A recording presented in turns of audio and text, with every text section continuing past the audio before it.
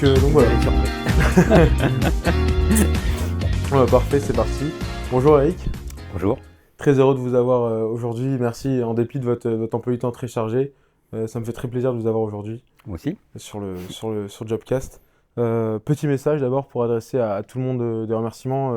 Les épisodes prennent de plus en plus d'ampleur et je vous invite à vous abonner et à liker et à commenter éventuellement si vous avez des questions ou si vous avez des commentaires plus généraux à faire.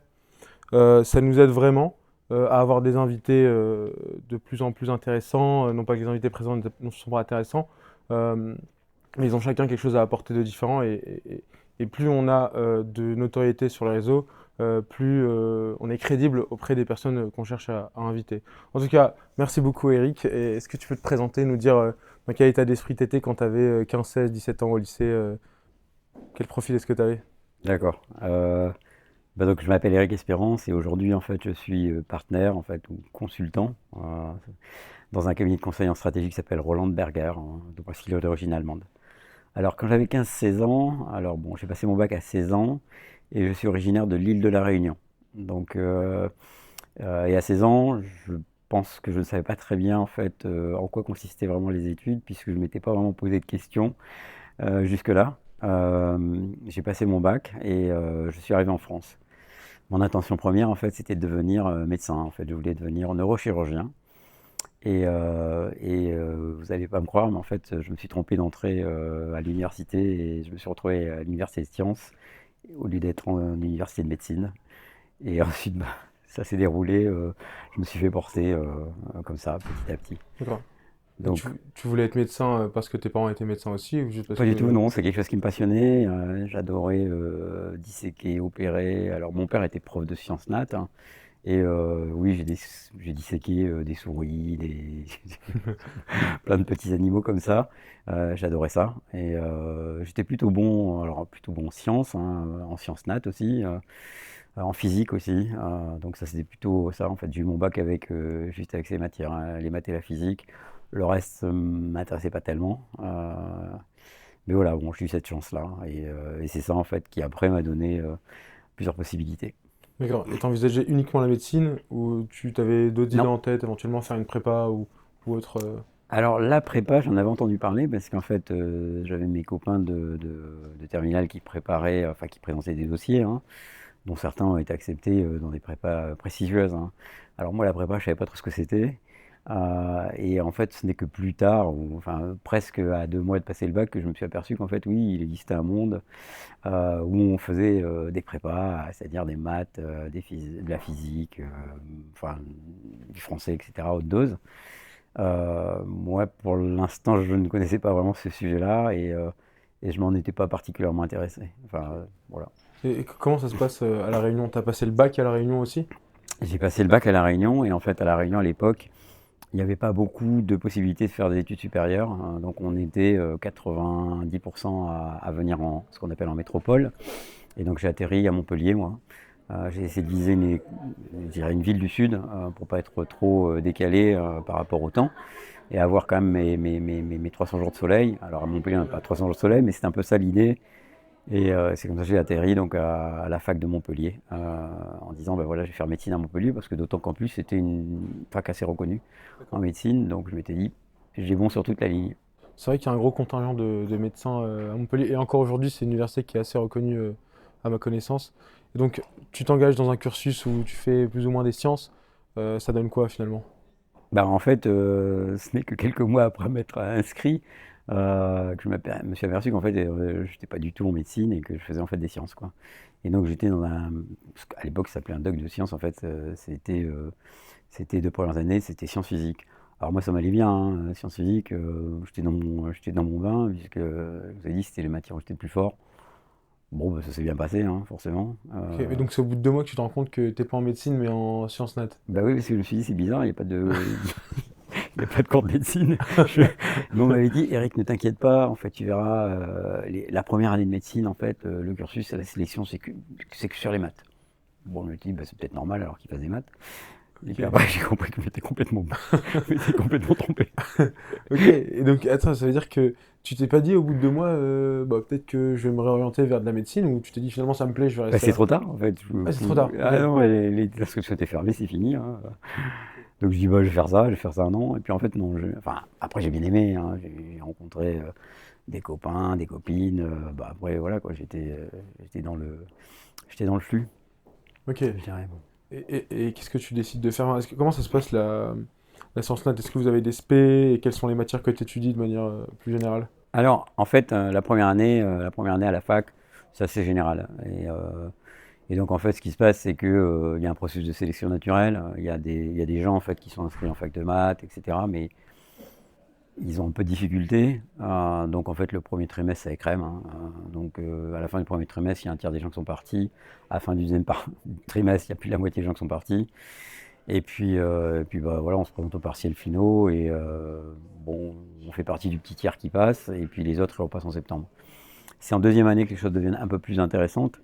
Puisqu'en deuxième année, en fait, la vocation, c'est alors soit on décide de continuer en fait à des études, j'en dirais universitaires, soit on peut devenir ingénieur. Et moi, c'est la filière que j'avais prise. Donc en fait, dans ma deuxième année, il y avait une classe préparatoire en fait au concours des écoles d'ingénieurs. Donc en fait, ça préparait à des écoles d'ingénieurs comme les mines. Alors les petites mines, hein, c'était mine d'Alès, toutes les écoles de chimie, les écoles de physique, province. Mais enfin, dans ma section, on ne préparait pas en fait aux grandes écoles, hein, donc Polytechnique centrale, Super Héros, etc. Je me suis bien entraîné en fait enfin, sur ces concours-là, mais enfin, c'était pas ce sur quoi on était préparé.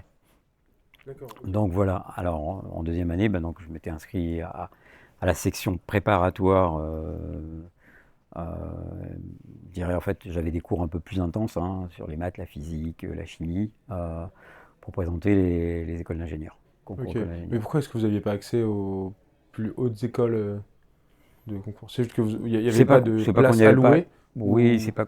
En fait, je pense que il y a il y a toujours des catégories en fait. Donc je crois il y a trois catégories en fait. Il y a l'X, l'ENS. Ensuite, il y a les écoles. Alors bon, maintenant, je sais pas comment ça s'appelle, mais en fait, il y avait Mines-Pont Central. Et puis après, il y a les écoles, j'ai envie de dire, d'ingénieurs. Et nous, on était plutôt en fait sur cette ingénieur, je veux dire, c'est sans méchanceté, c'est pas petites écoles, mais c'est des écoles en fait qu'on trouve plutôt souvent en province et qui sont plus spécialisées. Et donc, nous, on était plus préparés à ça. Alors pourquoi? C'est parce que je dirais que la physique et la chimie qu'on apprenait étaient peut-être plus appliquées. D'accord. Et en fait, on travaille vraiment beaucoup là-dessus, quoi. Beaucoup, beaucoup, beaucoup. D'accord. Et en termes de vie étudiante, est-ce que tu étais investi dans une association ou est-ce que tu avais le temps à côté de tes études de faire autre chose, un hobby peut-être? Ah oui, je faisais beaucoup d'autres choses. Tu faisais quoi? Je faisais de la voile, du Ok, ski, du énorme. trekking. Oui, oui, oui, il y avait, enfin, la vie associative est toujours très très riche, hein. Ok, Donc, et t'allais à la mer, j'imagine, Montpellier, c'est ah bah tout le temps. quand même, ouais, Enfin, tout le excellent. temps à partir du fin avril.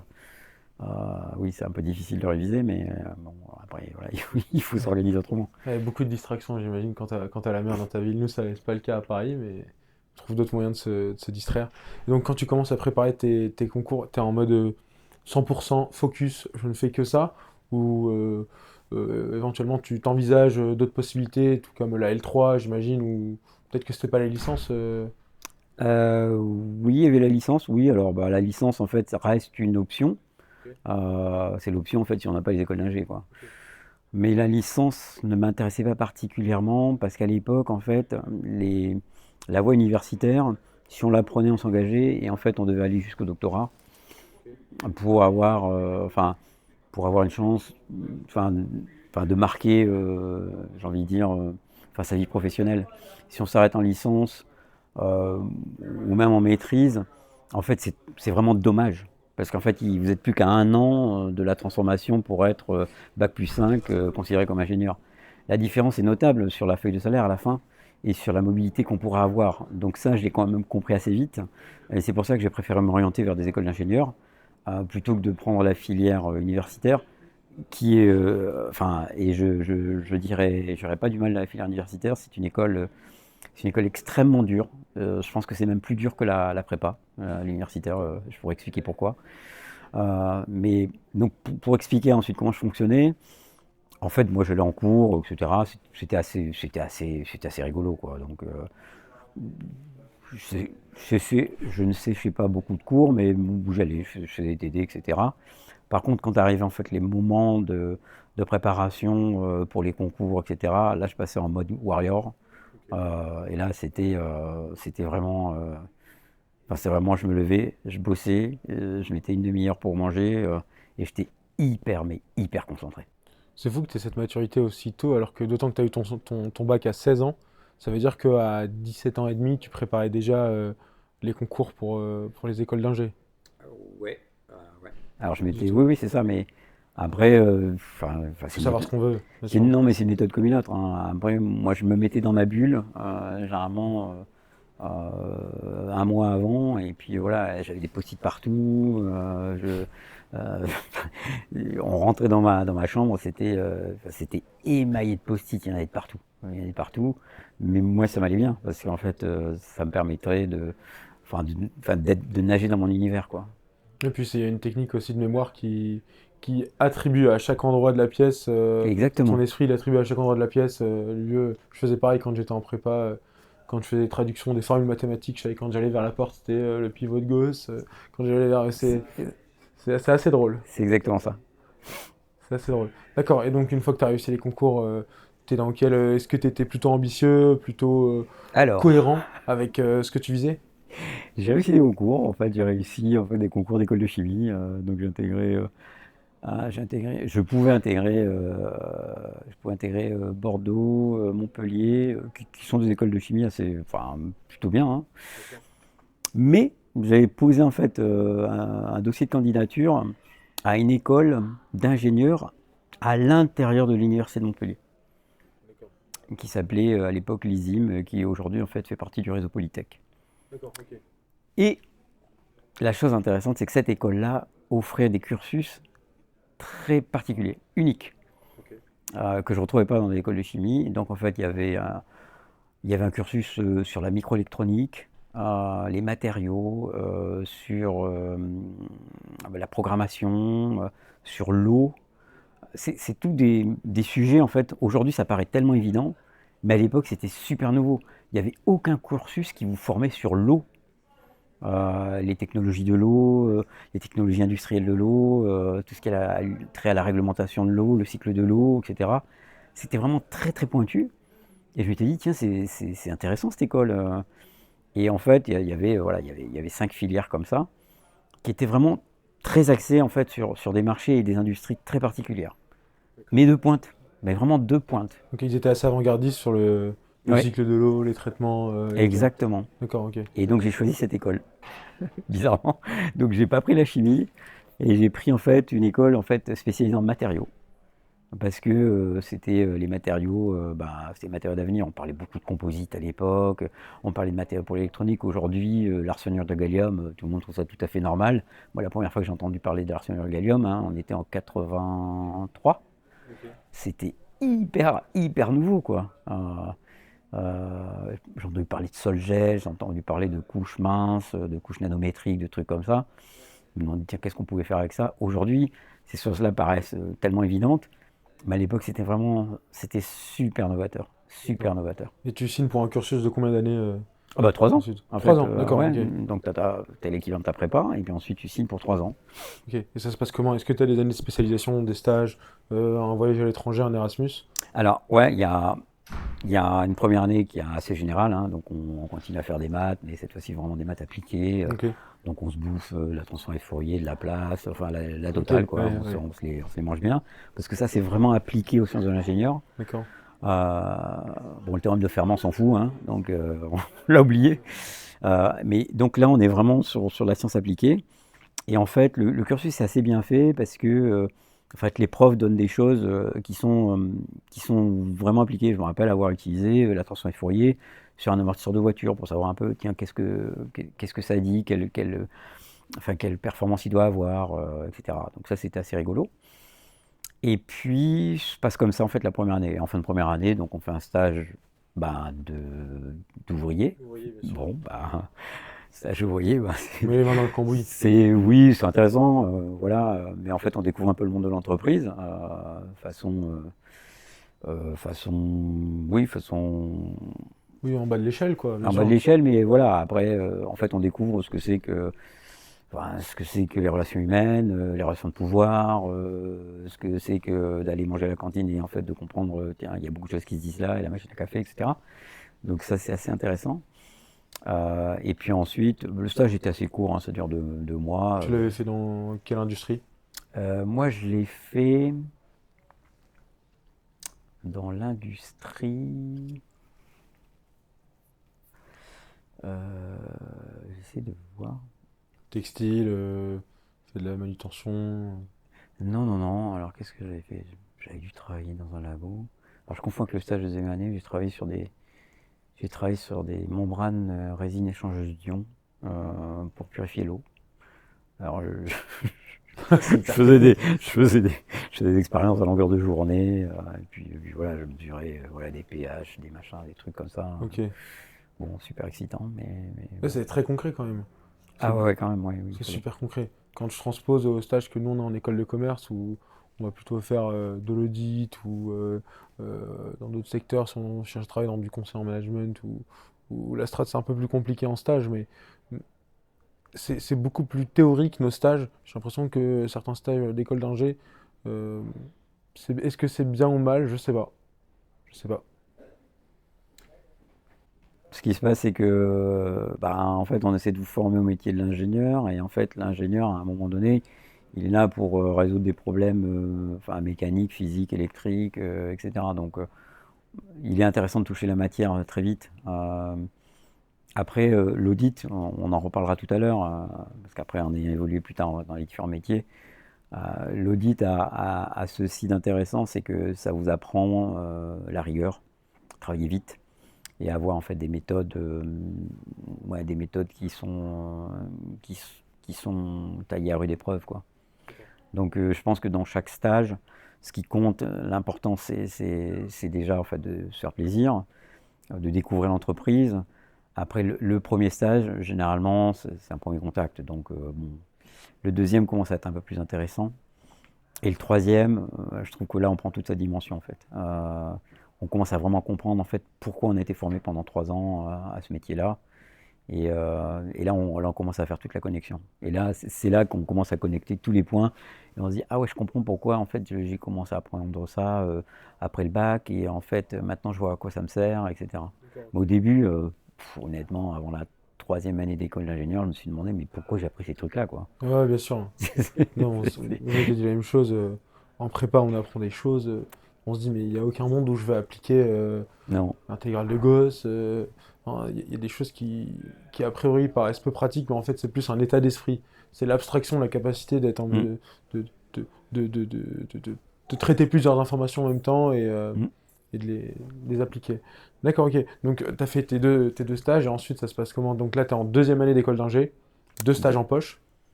Oui, deuxième année des stages, ouais. Et puis j'arrive en troisième année. La troisième année est très courte, hein, puisqu'en fait, alors en deuxième année, fin de deuxième année, j'ai eu l'occasion d'aller échanger. Euh, j'ai fait, euh, j'ai fait 3 mois aux États-Unis, dans une boîte qui avait rien à voir.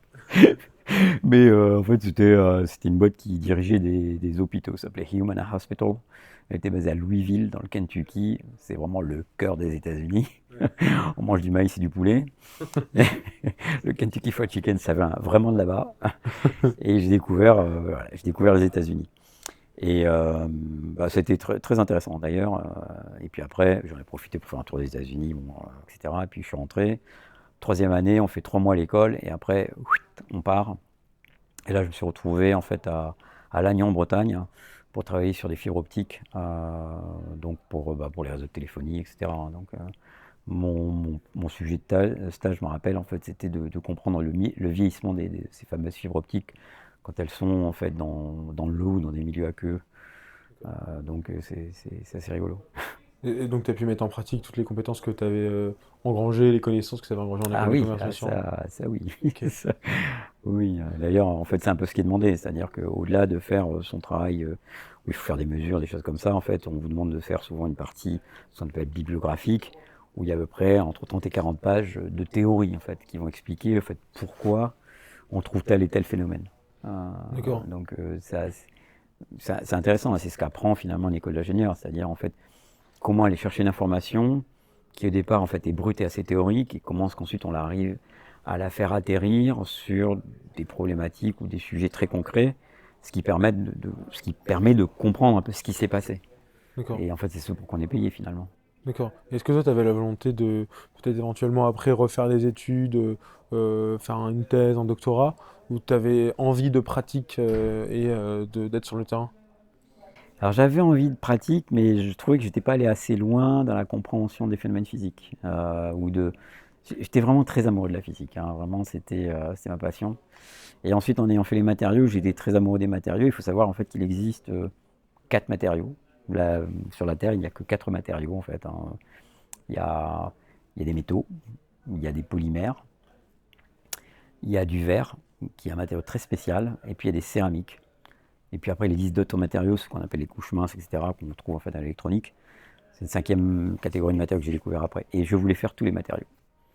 Donc, j'ai décidé de reprendre une thèse Ok, et pour balayer, hein, cette fois-ci tous les matériaux. Donc, quand j'avais été ingénieur, j'avais fait les polymères, j'avais fait les verres.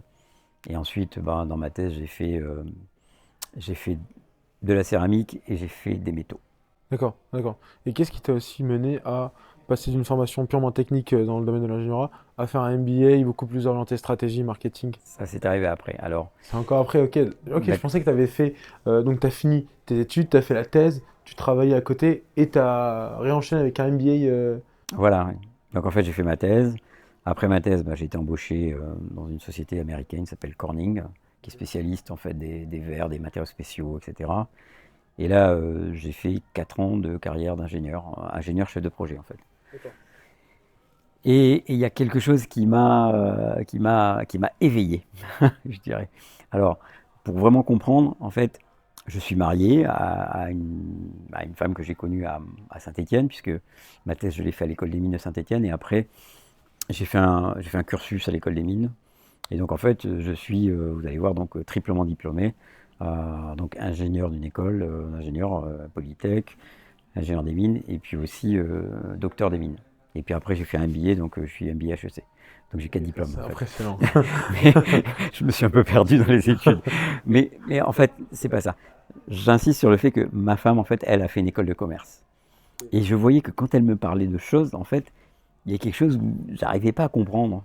Elle est très spécialisée en comptabilité et en marketing. Elle me parlait de sujets marketing. Pour moi, c'était un truc, je me dis, mais de quoi elle me parle? Ouais, ouais. Et en fait, alors, je dirais que c'est des sciences molles, mais en fait, il existe toute une méthodologie, hein, derrière le marketing. En fait, enfin, c'est très fin, en fait. C'est très structuré. Il y a beaucoup de choses. Mais quand on est un ingénieur, en fait, on ne comprend pas tellement tout ça parce qu'on ne connaît que des équations. Alors que le marketing, en fait, on peut en faire des équations, hein, et je vous raconterai en fait tout ce que j'ai vu sur le marketing.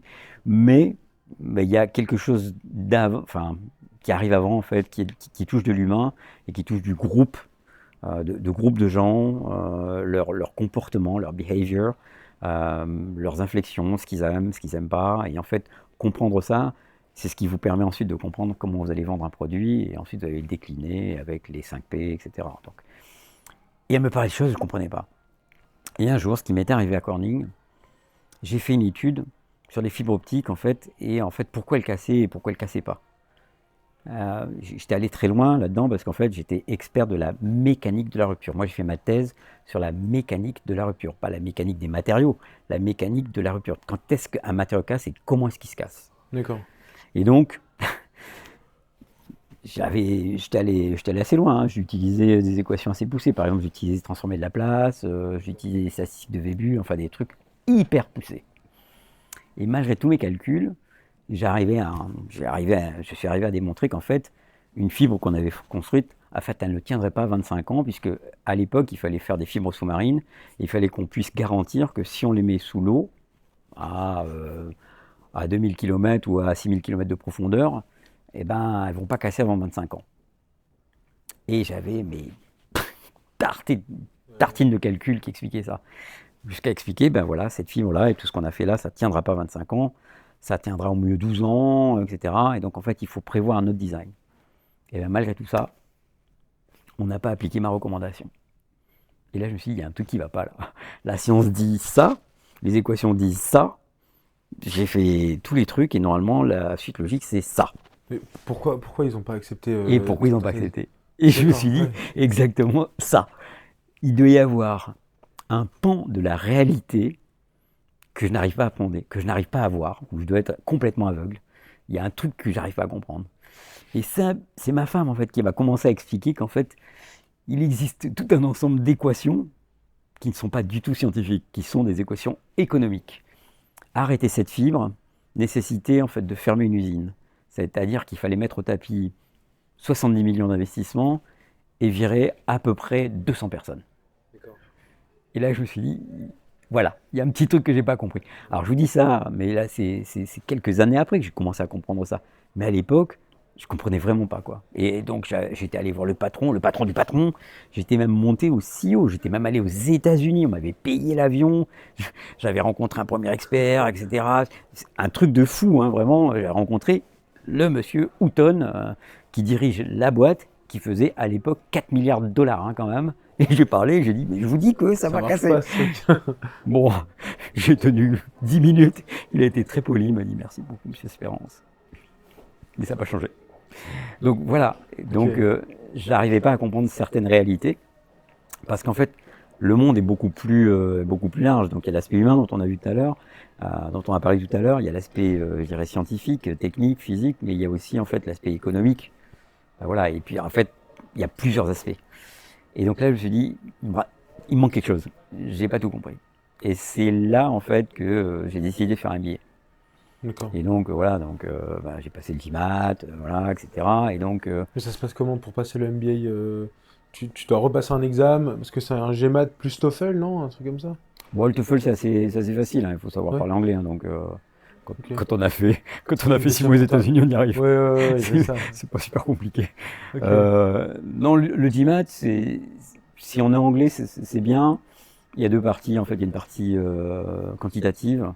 Donc, si on a fait des maths, de la physique enfin, en France ou n'importe où, hein, on arrive, on coche toutes les cases, hein, on a 20 sur 20. Hein. C'est une partie logique, quoi. C'est super logique, hein, Ok. c'est des suites logiques, c'est des triangles, il y a combien de triangles, enfin, c'est Ok. tout simple, hein, bébête. Hein. Il y a une partie, elle, qui est plutôt linguistique. Et donc, en fait, c'est des constructions grammaticales. Alors, si on maîtrise pas bien l'anglais, on comprend pas que should, c'est pas pareil que could, et que could, c'est pas pareil que would, etc. Et donc, il y a plein de pièges comme ça. Donc, les D'accord. gens qui parlent anglais très bien, ils font 20 sur 20. Les gens qui sont français et qui maîtrisent Ils font de la l'anglais, traduction littérale, etc., ouais. ça commence à être un peu Compliqué, compliqué. ouais. Et donc, ouais, moi, j'ai perdu un peu quelques points. Mais bon, voilà, toujours est-il que enfin bon, j'ai coché quand même les 600 points. C'est 1600 sur combien? Sur, Non, en fait, les meilleurs points, les meilleurs pointages, en fait, ils arrivent à 750. Là, ils font partie des 0,1%. Ok. À 700, on est dans les moins de 2%. À 600, on est dans les moins de 5%, etc. Et puis ça descend. Ok. Et donc, pour être éligible au grand MBA, généralement, on vous demande 600 et plus. Voilà. Et donc, en fait, une fois que vous avez passé au GMAT, les résultats sont envoyés en fait aux universités dans lesquelles vous voulez postuler. Donc moi je voulais postuler à HEC, mais je voulais quand même pas partir parce que moi j'étais marié, j'avais 2 enfants, et donc je pouvais pas partir vraiment aux États-Unis. En plus les États-Unis, il fallait quand même faire un chèque monstrueux. Les MBA français étaient un peu plus abordables, mais il a fallu quand même payer le chèque, quoi.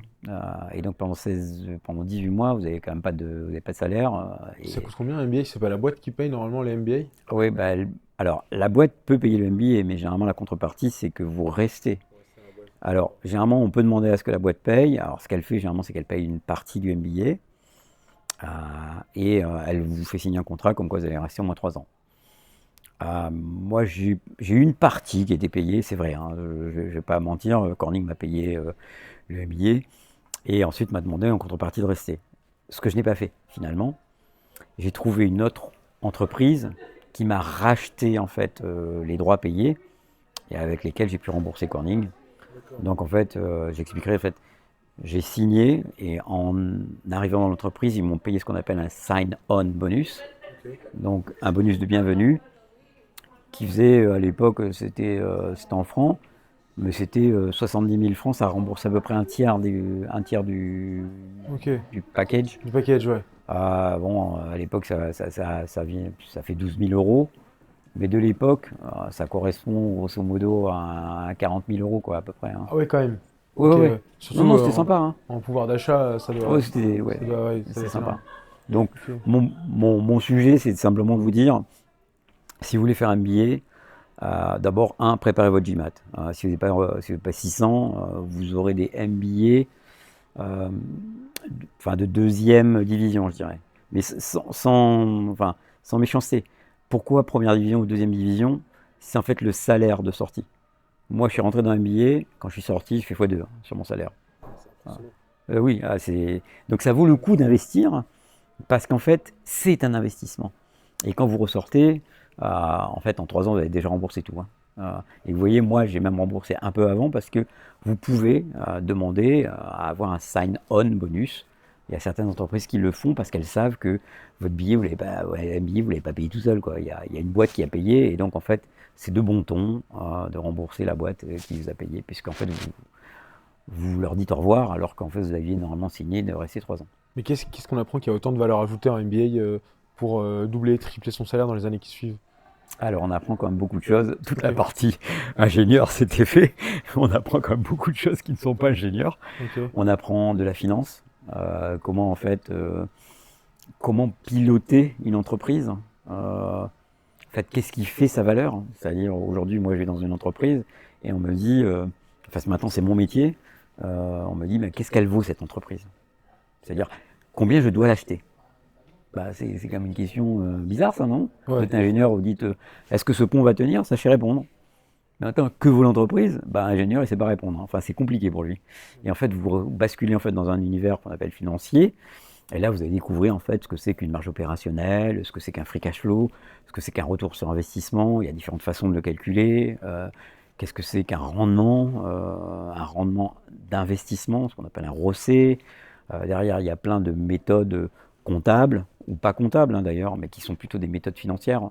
La finance s'appuie sur un socle comptable, mais ensuite la finance vient utiliser ou transcender ces chiffres pour dire mais quelle est la valeur de l'entreprise? Et à quoi ça sert une valeur d'entreprise?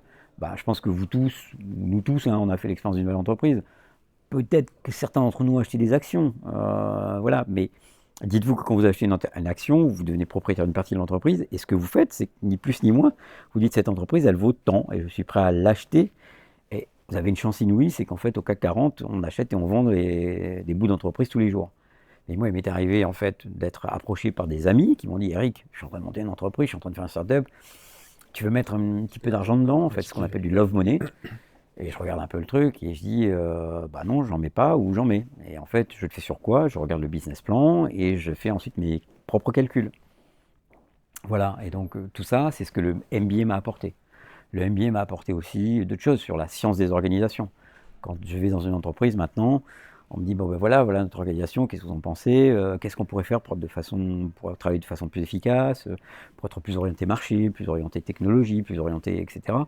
Ben, j'ai appris beaucoup de choses sur la science des organisations. Comment câbler une entreprise et comment faire en sorte que son organisation se mette au service de son intention stratégique, de sa stratégie. Vous êtes une start-up, vous êtes, je sais pas, dans l'intelligence artificielle, et puis que vous me dites, bah ouais, voilà, vous avez embauché une équipe marketing de 12 personnes. Je dirais, bah, formidable, c'est super, mais alors maintenant, comment est-ce que ça tire l'entreprise? Parce que le marketing va aller à la rencontre du marché, mais ensuite, derrière tout ça, comment ça se câble? Parce d'accord. qu'en fait, il faut descendre jusqu'à l'ingénieur qui, lui, pilote enfin, des réseaux de neurones ou des LLM. Il dit, tiens, en fait, le gars qui a vendu ou qui veut vendre en fait ton concept, là, on descend et voilà. Il faut que tout ça, ça fasse de l'argent. D'accord. Bah, il y a une organisation à mettre derrière. Après, il y a comment est-ce que je pilote des équipes d'innovation, comment je pilote des équipes de R&D. C'est compliqué de piloter une équipe de R&D parce que, en fait, une équipe de R&D, c'est une machine sur pattes.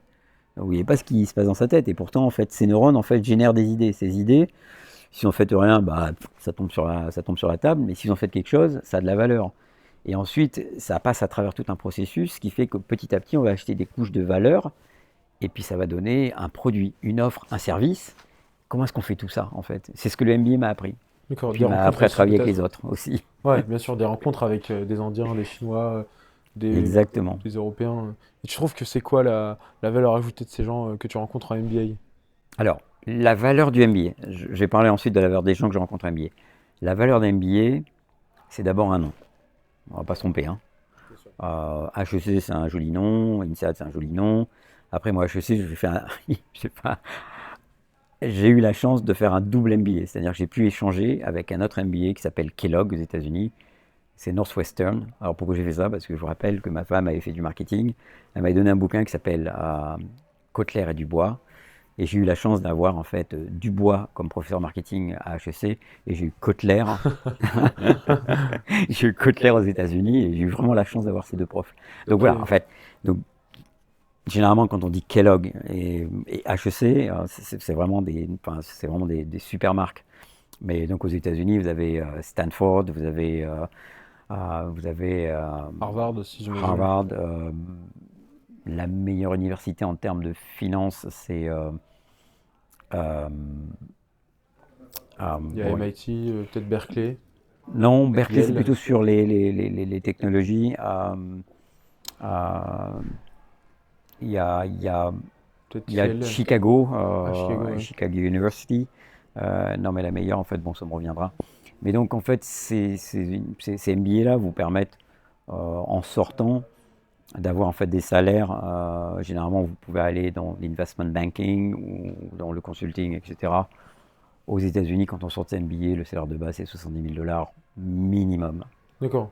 Voilà. Et après, donc, si on est dans l'investment banking ou même dans le trading, on est plutôt à 100, 120 000. Et après, on a en plus des bonus. Bon, donc, enfin, des bonus. Donc voilà. Un nom garantit un salaire. Deuxième, un nom garantit un réseau. Moi, à HEC, j'ai beaucoup de portes ouvertes en fait. J'ai accès à plus de 50 000 personnes. Euh, donc, effectivement, hein, j'ai le réseau Polytech, pas très gros, mais bon, il y a le réseau Polytech. J'ai le réseau Mine, qui est un peu plus gros, mais pas très gros. Mais j'ai le réseau HEC, là, qui est énorme. Donc, ça, c'est la deuxième chose. La troisième chose, bon, bah, le MBA vous apporte quand même des choses, hein. Enfin, on apprend quand même beaucoup de choses, hein. Moi, j'ai appris beaucoup de choses à HEC, mais encore faut-il y investir le temps. On peut aller dans un MBA, être passager clandestin, hein, c'est-à-dire je viens pas au cours, etc. Mais c'est dommage, parce que généralement quand vous payez, Ouais, vous avez il envie y a un retour sur d'apprendre des trucs, hein. investissement. Donc voilà. Et puis après, oui, ça vous apprend à travailler différemment. Donc en fait, c'est l'intensité qu'on retrouve dans les classes prépa. Vraiment, en fait, on bosse, hein. On bosse 14, 15, 16 heures par jour, hein. Mais c'est passionnant. Mais c'est tellement passionnant qu'en fait, on voit même pas le temps passer. Et la deuxième chose, vous rencontrez en fait, des gens qui pensent pas comme vous.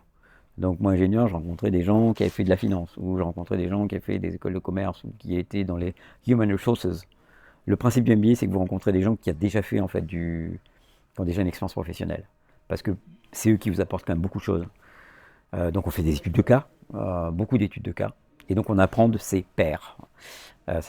Et puis ensuite, si vous croisez ça avec des Indiens, enfin, des Russes, des Polonais, des Américains, des Canadiens, etc., ça vous donne un patchwork très, très, très intéressant. Et puis après, ça vous fait des amis pour la vie, hein. Moi, que je vais n'importe où que j'aille, j'appelle les anciens. Mais du MBA, enfin, que ce soit de Kellogg, d'HEC, on me répond toujours, toujours, Toujours. Ok, waouh, toujours, c'est très fort ça. toujours. Force du réseau est impressionnante dans les plus hautes écoles. Impressionnante, absolument. Ok. Et même pour muter de poste en poste, j'imagine que si vous avez vos pairs qui sont dans une autre entreprise et que ça se passe pas trop bien dans une entreprise, bah, tu peux aisément muter. Alors, oui, ça se passe comme ça, en fait. C'est pas qu'on va muter, mais en fait, quand on cherche du travail, il y a le marché des petites annonces, etc., qu'on appelle le marché blanc, celui qui est connu, mais ça, il y a le marché gris, où en fait c'est des amis d'amis qui vous disent bah voilà, voilà tiens, écris un tel, dis-lui que tu m'appelles de ma part, etc. Et puis il y a le marché noir où c'est le fils Dieu, bon celui-là on connaît pas, hein, bon c'est un peu compliqué.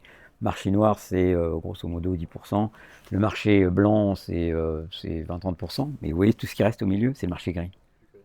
Et ça, le voilà le réseau. Donc en fait, on a dans la vie, on a à peu près 4 réseaux, hein. On a celui de son école. Moi, j'ai encore beaucoup d'acquaintances avec les gens que j'ai connus quand j'étais au bac, hein, quand je passais le bac, hein. Donc pas mal de mes copains ont fait, alors ils ont fait Polytechnique, Centrale, etc. Enfin les écoles pour lesquelles ils préparaient des dossiers et dont je me demandais à quoi ça servait. Ok. J'ai ensuite gardé des gens qui étaient voilà, de ma prépa et puis école d'ingénieur. Ok. Et puis après, j'ai eu donc le MBA, mais comme j'ai eu plusieurs écoles, donc je peux profiter en fait d'un réseau assez étendu. Et après, j'ai eu mon réseau professionnel. Donc j'ai travaillé chez Corning, chez Forcia, qui s'appelle Forvia, chez Valeo. Tout ça, c'est des amis pour la vie. Donc je décroche le téléphone, c'est assez rapide. Euh, donc ne perdez pas de vue qu'il faut entretenir ce réseau. C'est pas parce qu'on voit pas les gens pendant 2 ans qu'ils vont vous ignorer, mais un petit mail, un petit LinkedIn, ça demande Ça rien, mange pas ça de fait pain, bien sûr. plaisir. Et puis voilà, on va prendre une bière, tiens, au fait, t'es dans le coin. Voilà.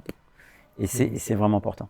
Est-ce que tu penses qu'un MBA, c'est aussi, même si c'est pas, disons, les mêmes ambitions, est-ce qu'un MBA, c'est équivalent à un graduate programme dans une boîte du CAC 40 ou une boîte du S&P 500?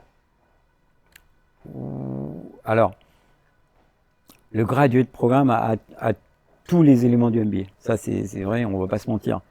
Par contre, voilà, moi, MBA, je me suis tapé 16 heures par jour pendant 18 mois, hein, quand même, hein. Hmm. Et week-end compris, hein. Donc, Ouais, quand même. graduate programme, généralement, ces programmes-là, c'est court. C'est des programmes de très très bonne qualité, hein, vraiment. Chez Valeo, on le fait à l'INSEAD. Chez Corning, on le faisait à Chicago University. Bon, donc c'est vraiment des trucs. On a les mêmes professeurs, etc. On rencontre un réseau, mais qui est plus court, qui est plus petit. En fait, moi, dans mon MBA, j'avais accès à peu près à 200, 250 étudiants, enfin étudiants. Dans des corporate programmes, on est plus court en fait, on est plutôt autour de 40, 50, hein. Mais après, les liens sont plus forts aussi, hein. Donc voilà, moi je dirais pas que c'est moins bien, mais par contre, moi j'ai appris des techniques qui sont quand même beaucoup plus pointues quand même, beaucoup plus, enfin, oui, beaucoup plus pointues, mais c'est normal, hein. Enfin, je fais de la finance pendant 6 mois, je fais du marketing pendant 6 mois. J'ai pas appris ce que c'était que simplement une étude de cas. J'ai fait vraiment du marketing quantitatif, par exemple. Je suis capable de faire ce qu'on appelle en fait des analyses de corrélation, enfin des modèles de trade-off, qui sont des modèles assez élaborés en marketing. Bon, ben, après, je fais pas ça tous les jours, hein. Mais quand je me retrouve en face d'une agence de com ou en fait de spécialistes de marketing, je comprends à peu près ce qu'ils me racontent. Et je vois à peu près ce que ça va représenter, qu'est-ce qu'il faut faire sur un focus group, comment est-ce qu'il faut faire en fait la sélection en fait, des gens, quel est le volume minimum en fait de répondants que je dois avoir pour que c'est une réponse significative. Enfin, je me fais pas avoir avec voilà 3 enquêtes téléphoniques, Oui, bien etc. sûr. Non, mais c'est juste ça. Donc, euh, je sais à peu près reconnaître les problèmes et quand est-ce qu'il faut décrocher et appeler en fait les gens. Enfin, c'est tout. Et donc pendant ton MBA, est-ce que tu as commencé à envisager d'autres postes Alors, est-ce que tu t'es dit, je vais peut-être m'orienter vers la stratégie de conseil en strat? ce que j'avais envie de faire après mon MBA, hein, toujours mon esprit de toujours essayer de parfaire la formation, je voulais faire une boîte de conseil. Ça, Ok. c'était sûr. Pourquoi? Parce que le conseil, c'est le MBA après le MBA. Mais ok. Non, le MBA, on apprend plein de trucs théoriques, machin, super. Exact. Ouais. Et le conseil, vous l'appliquez. Et alors, ce qui est beau, c'est que le MBA, vous avez payé pour apprendre tout ça. Le conseil, on vous paye pour l'appliquer. C'est carrément tout l'inverse. Mais par contre, c'est pareil. Euh, moi, j'avais envie de faire ça pendant les 2 ans, en me disant, cette fois-ci, là, j'ai tout bétonné. Et mon idée, c'est de devenir un membre influent d'une entreprise et je veux devenir un manager. Donc je m'étais dit, c'est ça ma trajectoire. Et donc, quand j'ai fini mon MBA, enfin avant de finir mon MBA, j'ai commencé à rencontrer des cabinets de conseil et je me suis fait chasser en fait. Ok. Alors l'ironie du sort, c'est quand même assez rigolo. J'étais donc aux États-Unis, hein. J'étais donc à Evanston, donc au nord de Chicago, et je me suis fait chasser par un cabinet anglo-saxon qui voulait des personnes pour son bureau à Paris. Wow. Donc moi je signe avec un cabinet qui s'appelait Arthur Delittle à l'époque. À l'époque c'était vraiment un cabinet reconnu. Qui a fusionné après avec un autre cabinet, non? Pour Non, faire il a plus été gros. racheté. Ouais, il a été racheté par Altran et puis ensuite il s'est redétaché d'Altran et maintenant en fait c'est un cabinet voilà, enfin, qui a sa propre marque, etc. D'accord. Qui est un peu dans la même ligne que Roland Berger, mais nous enfin Roland Berger maintenant est plus gros, mais peu importe. Et donc c'était assez rigolo. Je passe tous les cas, etc. Et le gars me dit ouais, bon, je pense que ouais, effectivement on va vous embaucher, ouais, ça me paraît bien. Ouais. Et c'est quoi les entretiens? Comment ça se passe les entretiens pour intégrer le conseil en stratégie? Ah, c'est très normé. C'est vraiment très normé. Donc je vais prendre 2 minutes pour vous expliquer comment ça marche. Alors en fait, il y a ce qu'on appelle des case interviews. Donc en fait, on passe un cas et on doit, ce qu'on appelle en jargon technique, c'est craquer un cas. C'est-à-dire, je vous donne une problématique et vous allez essayer de la résoudre. Mais comme on dit, en fait, la problématique, c'est, encore une fois, ça s'appelle une MBA question. Il n'y a pas de réponse. Enfin, il n'y a pas de réponse normalement. Tout ce qu'on veut voir, c'est votre cheminement intellectuel. Savoir si, un, il est structuré. Deux, s'il est clair. Trois, si vous arrivez à l'expliquer. Quatre, si vous arrivez à comprendre quels sont les défauts ou les faiblesses dans votre raisonnement, ou ce qu'on appelle les shortcuts, pour dire, ben voilà, vous m'avez donné ça, il fallait que je vous donne un avis en une demi-heure, j'ai fait une hypothèse grosse là-dessus, etc.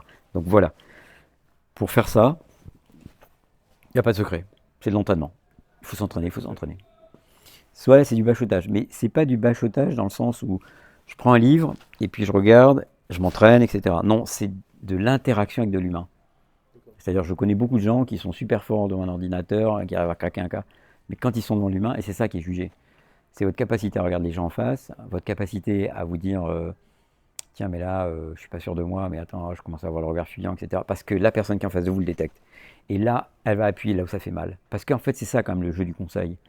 Vous serez en face d'un client qui, à un moment donné, s'il sent que vous n'êtes pas très sûr de vous, il va commencer à creuser, il va dire non, mais attends, qu'est-ce que tu me racontes là? Tu m'expliques qu'en fait, pour vendre, aujourd'hui, j'ai eu la question, une équipe de vente, ok, on doit faire 100 millions. Bah les gars, 100 millions, vous devez être 20. Mais pourquoi tu lui dis ça, Eric? Ah bah parce que j'ai regardé hein, dans votre univers, dans votre industrie, en fait, normalement c'est 5 millions par tête de pipe. Hein. Ça sort d'où ça? Ah bah regardez, j'ai regardé par zone géographique, par industrie, par taille d'entreprise. Regardez, pour une entreprise qui fait 200 millions, bah, ça tombe voilà, là-dedans, etc.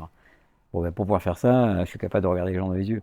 Si je lui dis 5 millions en regardant mes pieds, le gars se dit, oh là là, il me sort ça d'où? Et c'est exactement ça qui va se passer. Donc en fait, on vous teste en situation réelle. Et donc les questions qu'on vous pose, c'est... moi, une question que j'aime bien poser, c'est ben voilà, combien il y a de stations-service à Paris? D'accord. Très bonne question. Et là, oups. Et donc comment tu vas faire alors? Vas-y. Il y a combien d'habitants à Paris? Il y a combien de voitures? On recharge une voiture, enfin on recharge, on fait le plein tous les combien? Oui, mais etc. Mais il y a des voitures électriques, non? Ah oui. Mais est-ce que chaque foyer a sa voiture? Non. Mais à Paris, en fait, tout le monde n'a pas de voiture, etc. Et donc là, vous dites. Et puis, c'est quoi une station à Paris? C'est intramuros, c'est à l'intérieur du périphérique? Et comment je compte les stations qui sont sur le périphérique, etc. Donc, en posant toutes ces questions, je m'aperçois qu'en fait, vous êtes capable d'embrasser une problématique. Si le gars me dit, attendez, bougez pas, et il fait tous ses calculs, et puis un quart d'heure après, il revient, il me dit, ouais, il y en a 460. Je dis, putain, mais quel génie, il est formidable. Bah alors, c'est un autiste, hein. Ouais, Il c'est sait pas ça. communiquer. Parce qu'en fait, il faut qu'on établisse un contact avec le client. D'accord, ok. Et c'est quoi Parce que toi-même, tu animes des entretiens, j'imagine. Oui.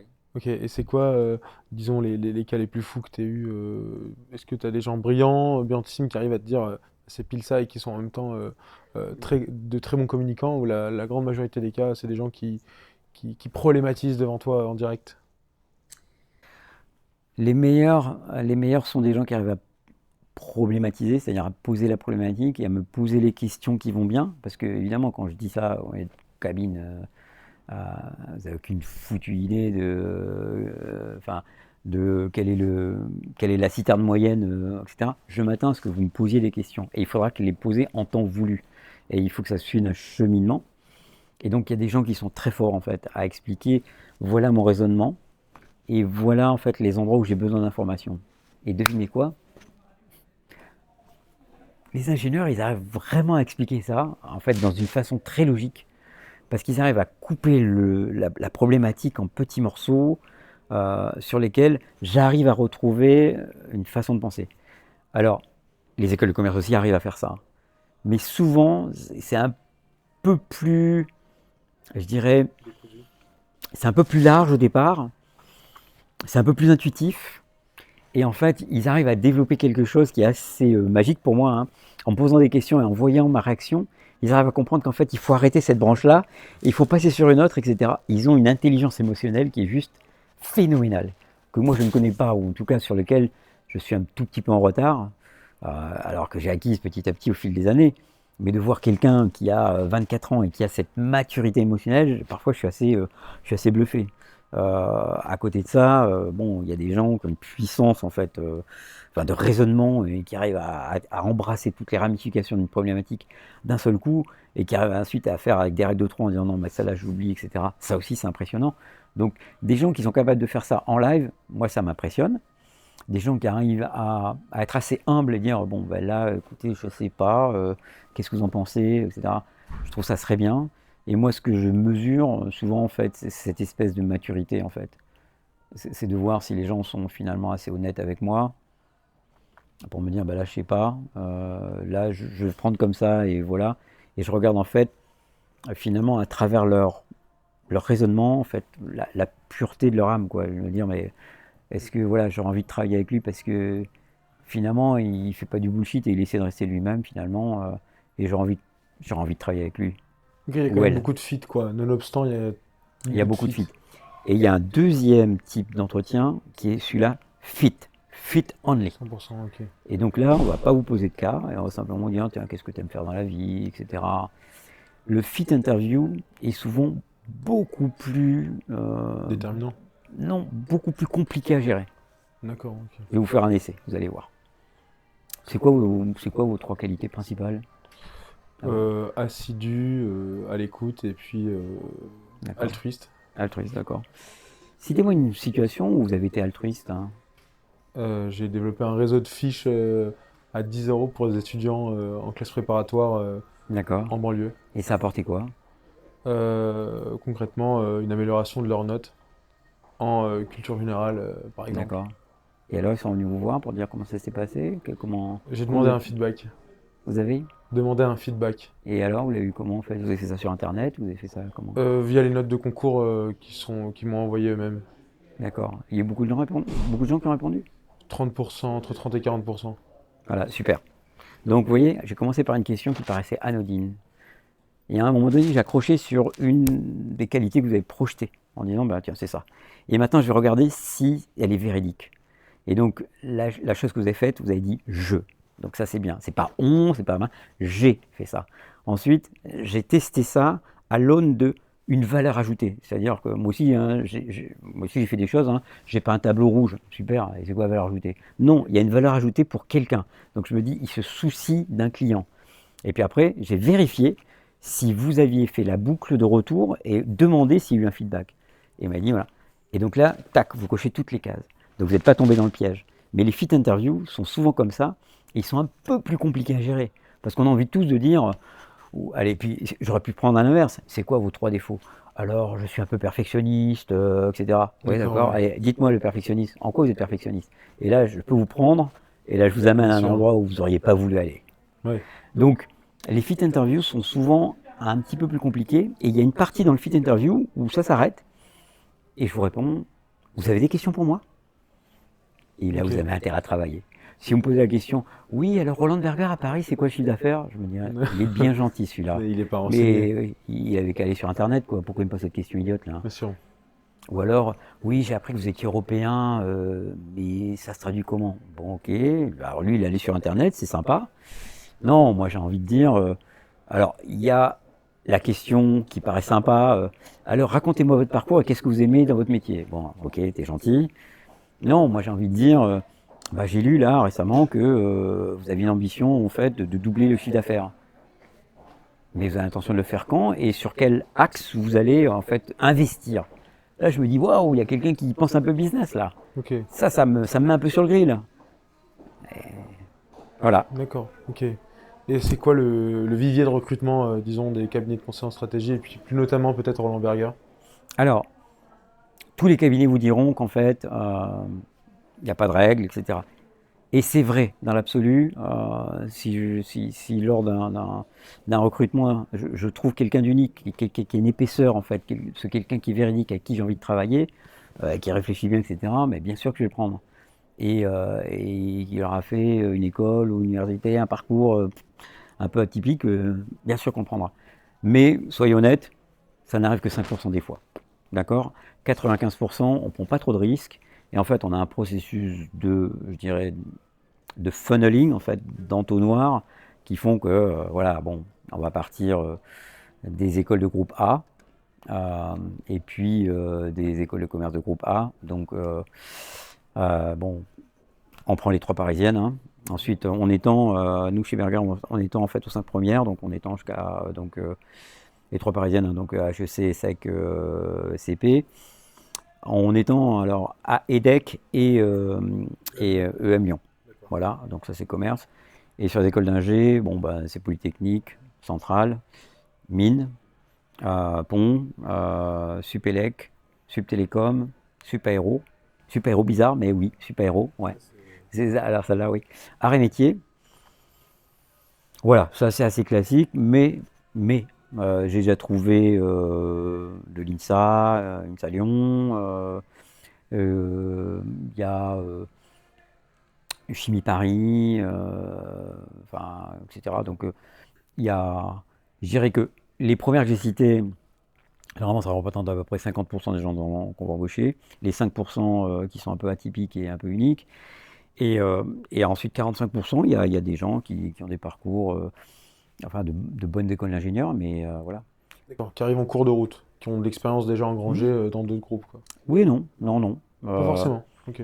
En fait, c'est, il se peut que, en fait, si vous postulez sur Lamberger, on vous dise, écoutez, revenez nous voir et faites un parcours avant. Donc, allez en fait dans des cabinets euh, qui seront plus petits, plus à votre main et qui vont vous apprendre un peu le métier. Mais on sent bien qu'il y a un potentiel. Et à cela, revenez nous voir. Parce qu'à ce moment-là, ben, on sait que vous rentrerez à un autre grade, c'est consultant ou senior consultant, et vous pourrez accélérer. D'accord, ok. Et chez Roland Berger, quel accompagnement est-ce que vous offrez à vos clients aujourd'hui? Comment est-ce que toi, tu t'investis dans une mission de A à Z? Comment, à partir du moment où tu as la mission, c'est quoi le process de traitement d'une mission, disons, jusqu'à la résolution du cas? Alors, en fait, il y a 3 types de missions. Donc, dans un cabinet de conseil en stratégie, il n'est pas rare de voir des missions qu'on appelle les due diligence, c'est-à-dire évaluer une entreprise à l'aune de son marché, sa compétition, ses résultats opérationnels, etc. Donc, on arrive, on vient vous voir et on dit, tiens, en fait, je dois acheter cette entreprise. Alors, elle porte un nom de code, c'est des banques qui viennent vous voir. Et pour faire cet exercice, vous avez entre 4 et 6 semaines. Donc, en 4 et 6 semaines, vous devez faire un avis sur ce que vaut cette entreprise. Donc l'entreprise lambda qui fait entre 400 millions ou 1 milliard d'euros de chiffre d'affaires, elle est dans le secteur de l'automobile, donc elle tombe chez moi, puisque moi je m'occupe d'automobile. Si elle était dans le secteur de la pharma, elle tomberait chez un de mes collègues, etc. Est-ce que Ron Berger, vous pouvez nous aider à évaluer en fait cette entreprise? Et donc là, je vais monter une équipe. Généralement, c'est 4-5 personnes qui vont se spécialiser sur l'un, la compétition, l'autre, les marchés et la dynamique du marché. Est-ce que le marché croît à 6%, 5%? Est-ce qu'il croît en Inde, etc. Ensuite, en fait, ces résultats, c'est-à-dire qu'est-ce que je lis aujourd'hui, hein, son EBIT, sa marge opérationnelle, son EBITDA, son marge opérationnelle avant les amortissements, sa grosse margin, sa structure de coûts, etc. Donc en fait, on est capable de comparer. Bon, et on va travailler le dossier. Et à la fin, on va dire, voilà, elle vous dit qu'elle va gagner tant de pourcents, et nous on vous dit qu'en fait c'est tant de pourcents moins X ou tant de pourcents plus X. Et ça, c'est très utile pour une banque parce qu'en fait, elle va l'acheter avec une multiplication du chiffre qu'on vient de lui donner. Donc si je me trompe de 5%, c'est pas très grave. Si je me trompe de 20%, ça fait parfois des centaines de millions. Donc on vous prend une fois, on ne vous prendra pas deux fois. Hein. Ça, c'est la due diligence. Mission de 6 semaines, voilà. Et donc moi, j'apporte ma connaissance. Il y a pas mal de pièges, en fait, sur une mission, voilà, auto. Il faut regarder à 5 ans, il ne faut pas regarder à plus, parce que le marché est assez... voilà, la montée de l'électrique, par exemple, voilà, on avait prévu que ça allait faire 50% des ventes en 2030. Ça va pas du tout se passer comme ça. Il y a un tassement, donc en Europe, etc. Donc ça, c'est ma connaissance, moi, du marché, parce que j'y suis dedans depuis maintenant, voilà, 15 ans. Notre type de mission, c'est un plan stratégique pour un corporate. C'est-à-dire, il y a Sanofi qui vient vous voir, Air Liquide qui vient vous voir et qui dit, voilà, je voudrais savoir en fait où est-ce que je dois aller dans ces temps. Où est-ce que je dois investir dans le gaz industriel, l'hydrogène, pas l'hydrogène. Oui, on veut faire des voitures hydrogène. Il faut investir ou pas? Ou quand est-ce que je commence à investir? Voilà. Et ben vous allez l'aider. Donc sur quel marché se positionner, sur quel... Ça ressemble à la due diligence, sauf que là, on ne vous demande pas d'évaluer une entreprise. On vous demande de dire, est-ce qu'il y a des marchés sur lesquels je dois accélérer? Est-ce qu'il y a des marchés de diversification sur lesquels je dois me repositionner? Il y a des entreprises, par exemple, qui sont dans l'automobile, qui disent, je fais pas assez de marge dans l'entreprise, est-ce que je peux aller dans l'aéronautique? Est-ce que je peux aller dans le médical, etc. Ok. Et ensuite, il y a la troisième type de mission, qui est une mission de ce qu'on appelle de transformation. On a déjà fait les deux, enfin la précédente, on a dit tiens, c'est là qu'on doit aller, je dois faire des bonbonnes d'hydrogène. Et ben maintenant, je fais comment? Parce que moi, je fais pas de bonbonnes d'hydrogène jusqu'à présent. Hein. Moi, je fais du métal, là, bien dur. Les fibres, là, en composite, là, je n'ai aucune idée, hein, je ne sais même pas comment ça marche. Il va falloir quand même amener l'entreprise à faire ça, quoi. Donc, les polymères, les composites, comment est-ce que j'achète des polymères, comment je fibre, enfin, comment je fais tout ça, hein, c'est pas...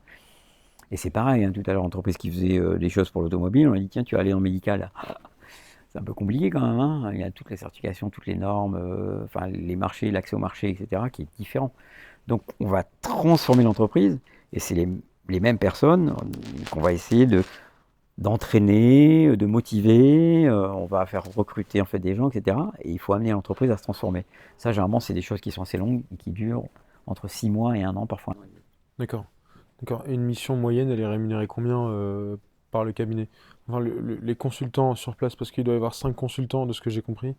Tu as 5 consultants sur une mission, tu as un manager ou un principal, il me semble.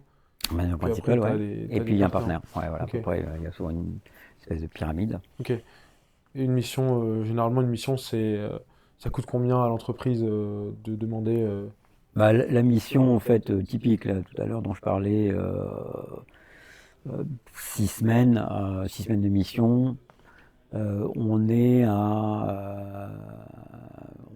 sur des missions à peu près à 600 000 euros, c'est à peu près 100 000 euros la Ok, semaine, ok, grosso modo. Ça coûte, alors ça coûte pas à l'entreprise, ça va coûter à la banque. ok. J'insiste bien là-dessus parce que la banque, en fait, quand elle fait son opération, elle engrange tout un ensemble de coûts. Alors, il y a les consultants stratégiques, mais il y a aussi, en fait, des attorneys, Les avocats. des avocats. Il y a des gens qui vont faire des audits environnementaux.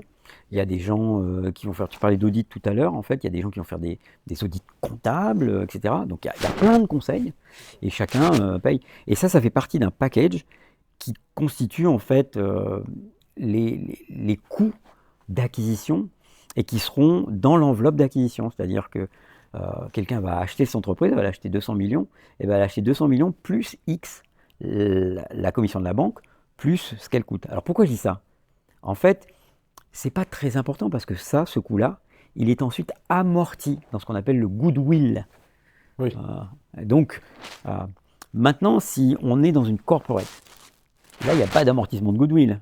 Là, on va commencer à négocier les prix un peu fermement.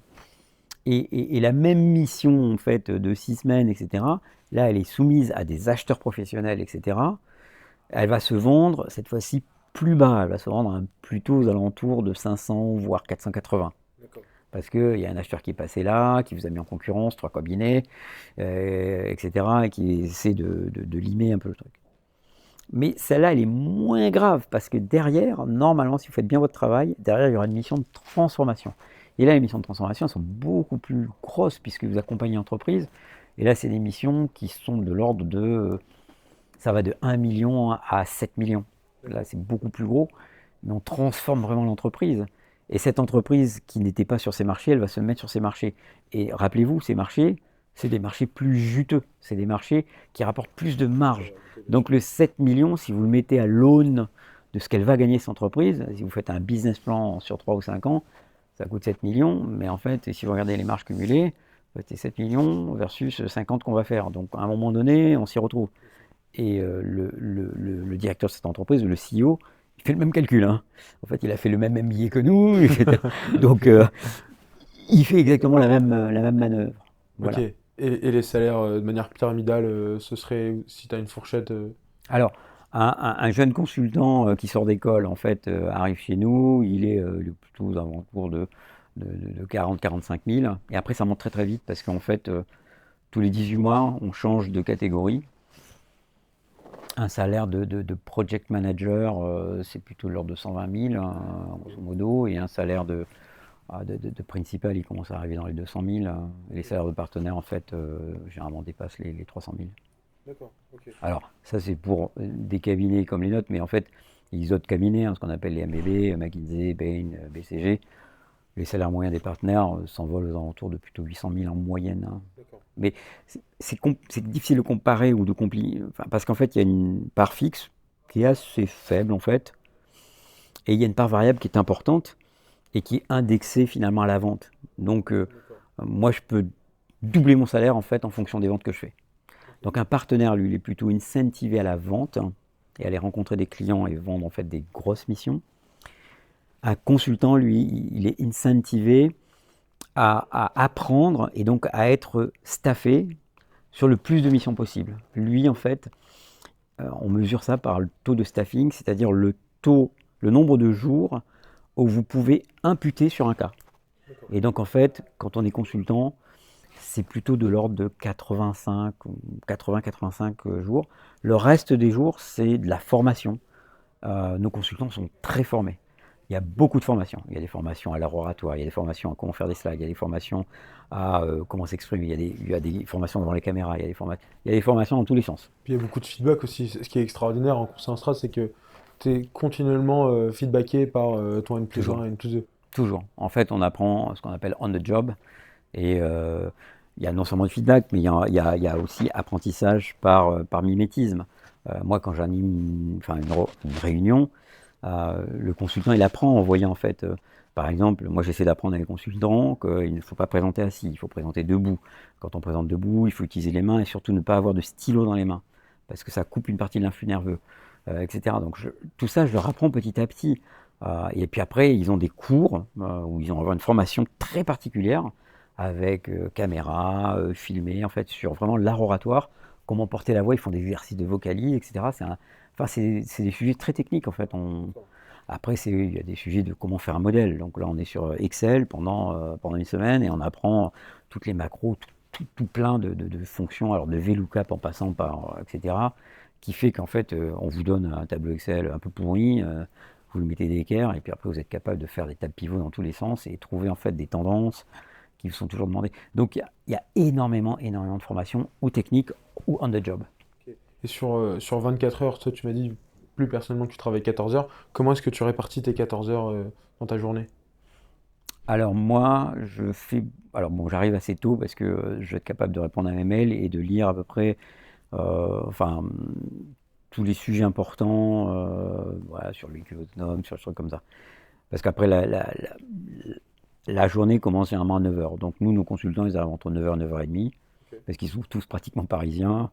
Ils se lèvent, et voilà. Bon, moi, comme j'habite à l'extérieur de Paris, si je fais ça, j'habite à côté de Versailles, je me prends 1h45. Alors que quand j'arrive à 6h30, je mets juste 37 minutes, hein, pour venir. Après, donc en fait, j'ai pas mal de réunions sur mes cas. Donc en fait, on va s'asseoir 1 heure et on va dire, bah voilà, en fait, voilà l'analyse qu'on fait, voilà ce qu'on voudrait porter comme message, voilà les ateliers qu'on va faire, etc. Bon, Donc en moyenne, à peu près, j'ai 3 ou 4 cas en fait, que je pilote en parallèle. Et je suis avec les équipes, donc avec un project manager et des consultants. Et puis ensuite, typiquement l'après-midi, alors c'est pas l'après-midi, mais il y a toujours un comité de pilotage, il y a toujours une réunion, il y a toujours un atelier de travail avec le client. Et le client, je vous ai dit, enfin, ce qu'on appelle le C-level, c'est des gens qui font partie en fait du chapelet qui est autour du CEO et sur lesquels il va falloir apporter ses analyses, il va falloir convaincre, il va falloir, etc.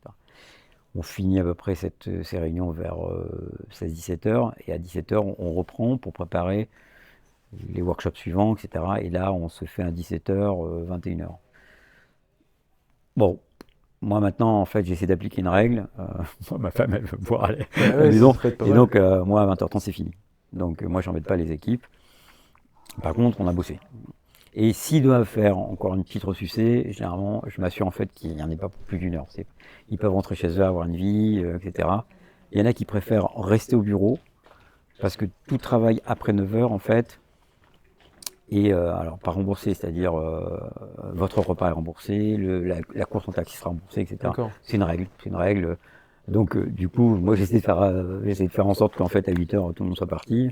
Parce qu'en fait, il y en a qui ont piscine, entraînement de foot, etc. Il y a beaucoup de gens qui font beaucoup de sport, en fait, après journée de travail. Et c'est vraiment entre 20 heures et 22 heures. Après, il faut qu'ils mangent, etc.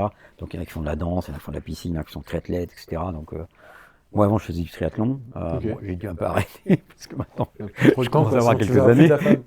Mais oui, si, je faisais beaucoup de triathlon, même en étant consultant. Et le Donc, sport, ça aide quand même à évacuer tout le ah stress. ouais, moi ouais, je donne ça. Donc, moi, je continue à faire quand même pas mal de sport, hein. En fait, le week-end, je fais 6 à 7 heures de sport, hein, quand même. D'accord. Ah oui, quand même.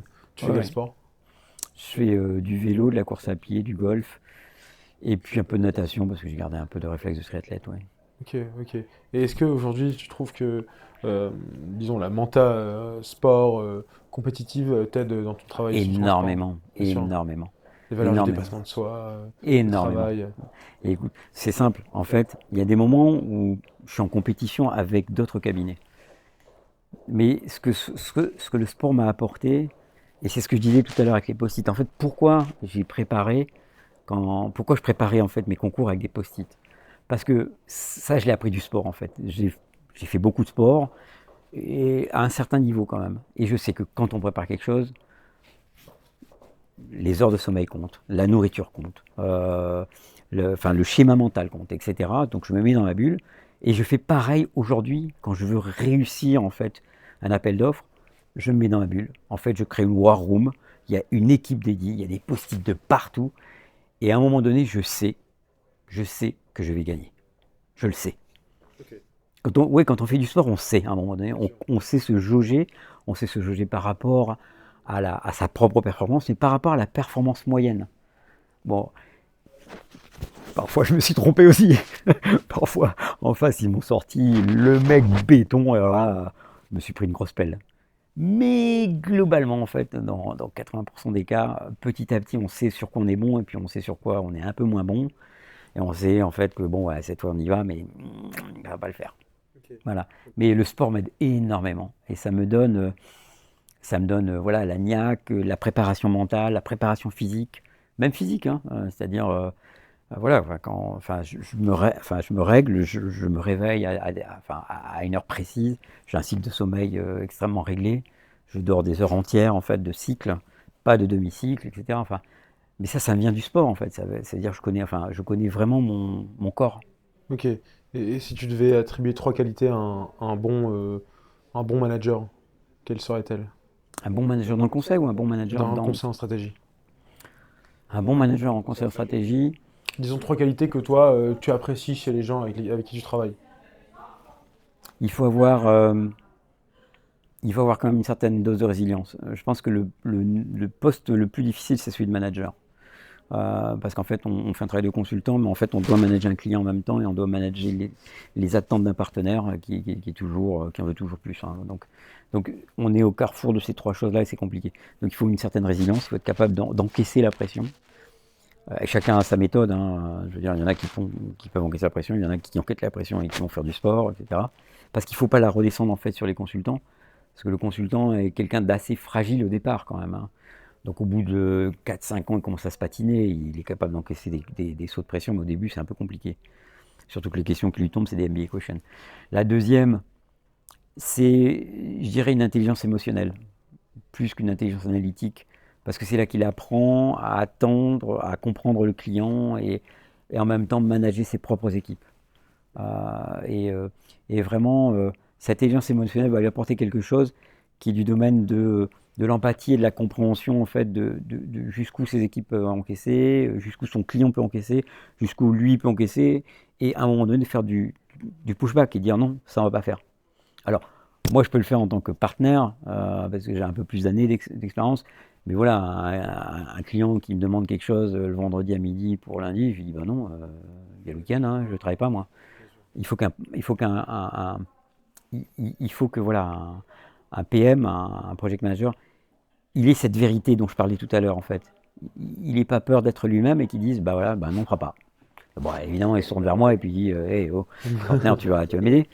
Et le troisième, mais ça vient toujours. Moi, j'ai pas eu besoin de forcer les gens. Hein. C'est la passion, quoi. Enfin, moi, tous les matins, je me lève. Ma motivation n'a jamais varié d'un souillard, quoi. Tous les matins, je me lève et je me dis quelle est la partie de Go que je vais jouer aujourd'hui. Pas d'échec, enfin pas d'échec, mais c'est la partie de Go. J'ai jamais eu une once de non parce que tous les jours j'arrive, enfin on me pose des problèmes, des MBA questions et je me dis s'il est venu, c'est que c'était pas simple. Donc T'es stimulé en mer- continu. stimulé, mais toujours par les Ok. collègues, par les clients, par qui me dit tiens en fait qu'est-ce que tu penses de la voiture autonome? Oui, je pense que ça va supprimer les emplois, Ouais, pas, ouais, ouais. etc. Ou tiens, mais qui sont les plus avancés? Mais s'il y a un accident, qui est responsable? Et oui, il y a plein de questions comme ça.